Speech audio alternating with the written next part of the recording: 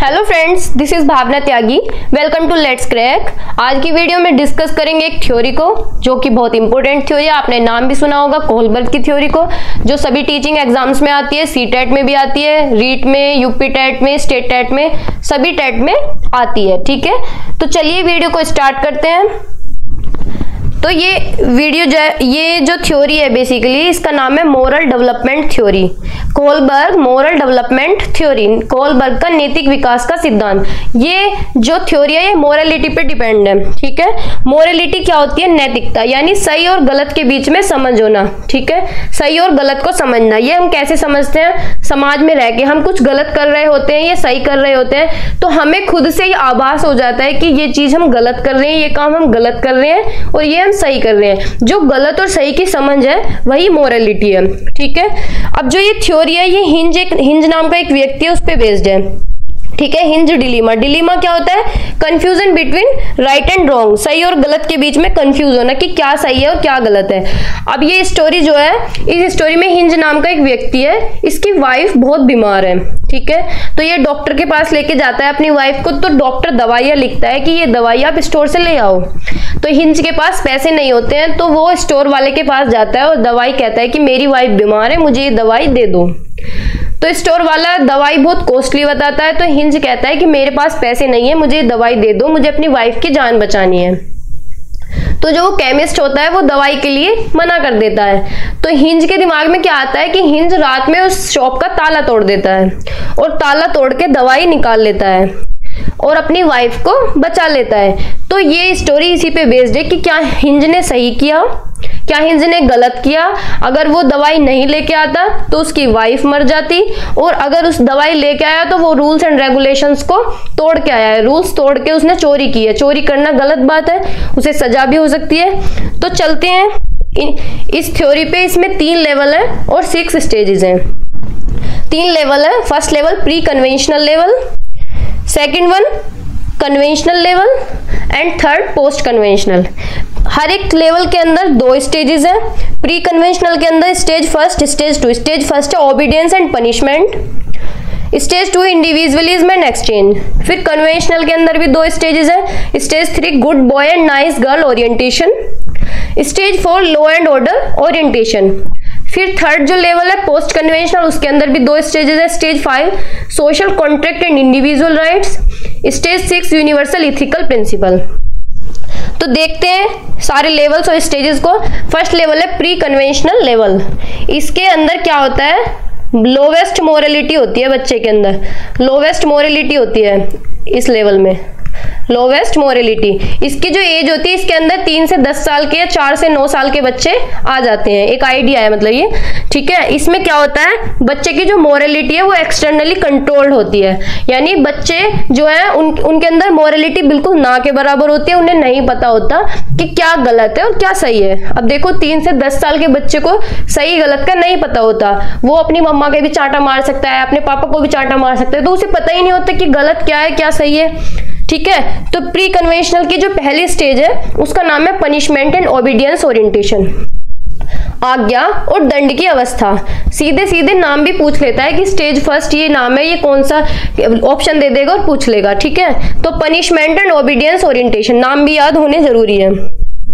इस स्टेज के अंदर क्या होता है कि बच्चा कुछ भी गलत करता है तो उसे डर रहता है कि बड़े उसे पिटाई करेंगे, बड़े उसे दंडित करेंगे, तो वो जो पेरेंट्स बोलते हैं वही उनकी बात मानता है। ठीक है, जो बड़े कहते हैं वही बात मानता है। उसे डर रहता है कि अगर मैंने रूल्स एंड रेगुलेशन तोड़ दिए तो बड़े मेरी पिटाई करेंगे, बड़े हमें दंडित करेंगे। ठीक है, फिर स्टेज सेकंड पे चलते हैं। स्टेज सेकंड है individualism and exchange, individualism and exchange, अहंकार की अवस्था। इसके ये अदर नाम है naive hedonistic orientation, instrumental relativist orientation, व्यक्ति केंद्रित एक दूसरे का हित साधने पर आधारित नैतिक चिंतन। ठीक है, इस स्टेज में क्या होता है, बच्चा अपना पर्सपेक्टिव सोचता है, यानी बच्चे को सेल्फ इंटरेस्ट रहता है, इसमें सिर्फ अपना फायदा देखना होता है हर जगह कि इस चीज में मेरा क्या फायदा है, अगर मैं ये काम कर रहा हूं तो मुझे इसमें क्या फायदा होएगा। ठीक है, जैसे कि किसी बच्चे को हम दुकान पे भेज रहे हैं कि तुझे नहीं सामान लेके आना है, तो वो एक्स्ट्रा पैसे मांगता है कि मेरा क्या फायदा होगा, मुझे भी तो पैसे दो, मुझे अपनी चॉकलेट लानी है। ठीक है,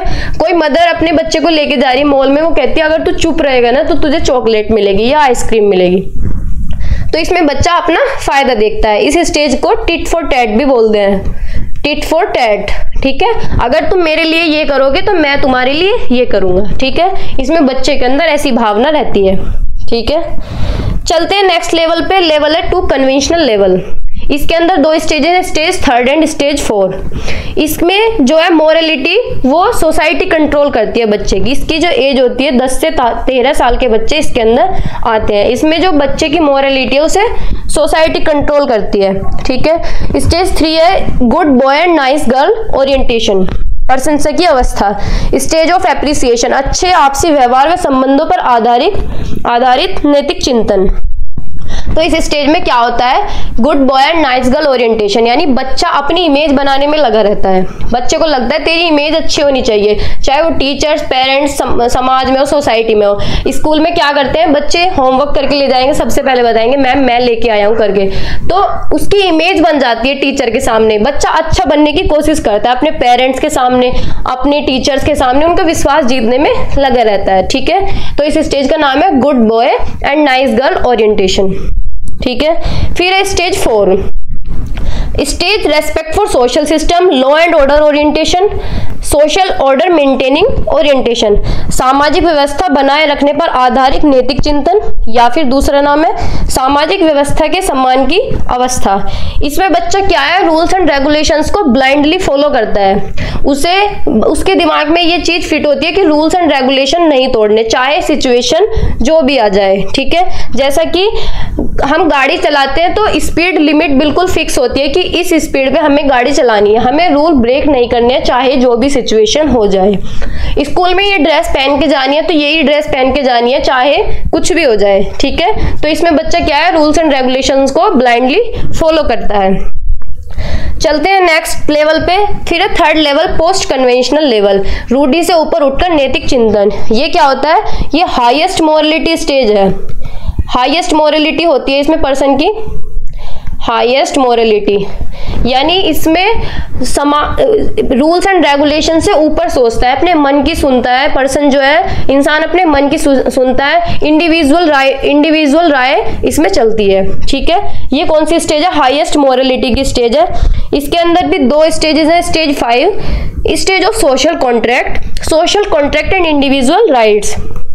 social contract and individual right, सामाजिक अनुबंधन, उपयोगिता और व्यक्तिगत अधिकारों पर आधारित नैतिक चिंतन या सामाजिक समझौते की अवस्था। इसमें क्या करता है, कोई भी पर्सन हो वो रूल्स एंड रेगुलेशन से ऊपर सोचता है कि रूल्स एंड अगर जरूरत पड़े तो रूल्स एंड रेगुलेशन तोड़े भी जा सकते हैं। देखो रूल्स एंड रेगुलेशन बने तो हमारे लिए, लेकिन जरूरत पड़ने पे उन्हें चेंज भी किया जा सकता है और उन्हें तोड़ा भी जा सकता है। जैसा कि हिंज ने रूल्स एंड रेगुलेशन तोड़ के अपने वाइफ की जान बचाई। ठीक है, तो उसने अपनी मोरालिटी बहुत ऊपर रख के सोचा कि अगर रूल्स तोड़ देता हूं तो एक इंसान की लाइफ बच सकती है। ठीक है, तो इसमें क्या है, रूल्स एंड रेगुलेशन से ऊपर की सोचा जाता है, एब्स्ट्रैक्ट थिंकिंग रहती है पर्सन के अंदर।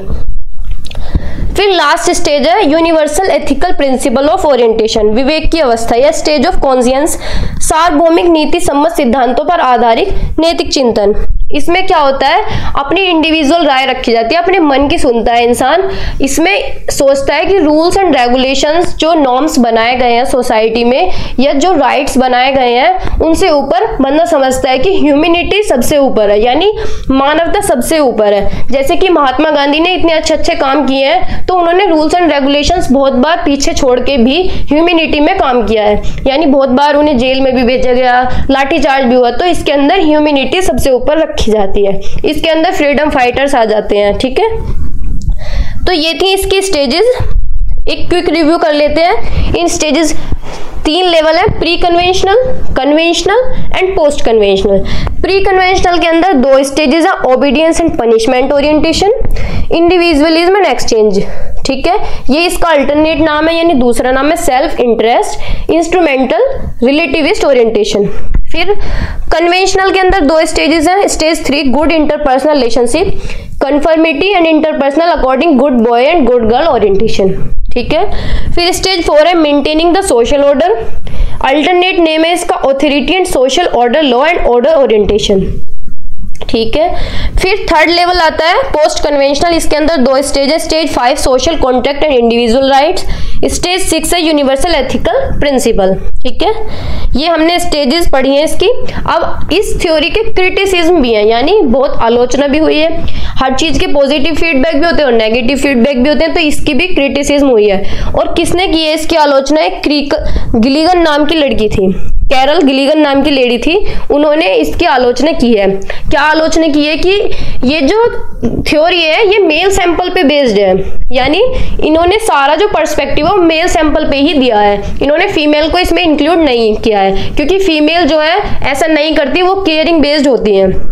ठीक है, तो ये इसका क्रिटिसिज्म था। कुछ और बहुत सारे क्रिटिसिज्म थे, हमने 3 लिए हैं। इन्होंने मोरल थॉट पे ज्यादा ध्यान दिया है, जबकि मोरल बिहेवियर पे ध्यान नहीं दिया है। ठीक है, इन्होंने फैमिली रिलेशनशिप को अंडर एस्टिमेट किया है, यानी इन्होंने कहा है कि फैमिली रिलेशन इंपॉर्टेंट नहीं है। ठीक है, बच्चा जो है अपने दोस्तों के साथ ज्यादा सीखता है। ठीक है, ज्यादा विकास उसका दोस्तों के साथ होता है। तो ये कुछ इसके क्रिटिसिज्म थे। आई होप आपको ये वीडियो अच्छी लगी होगी। लाइक शेयर करना ना भूलें और चैनल को सब्सक्राइब करना बिल्कुल भी ना भूलें, ना किया हो तो कर दें। Thank you.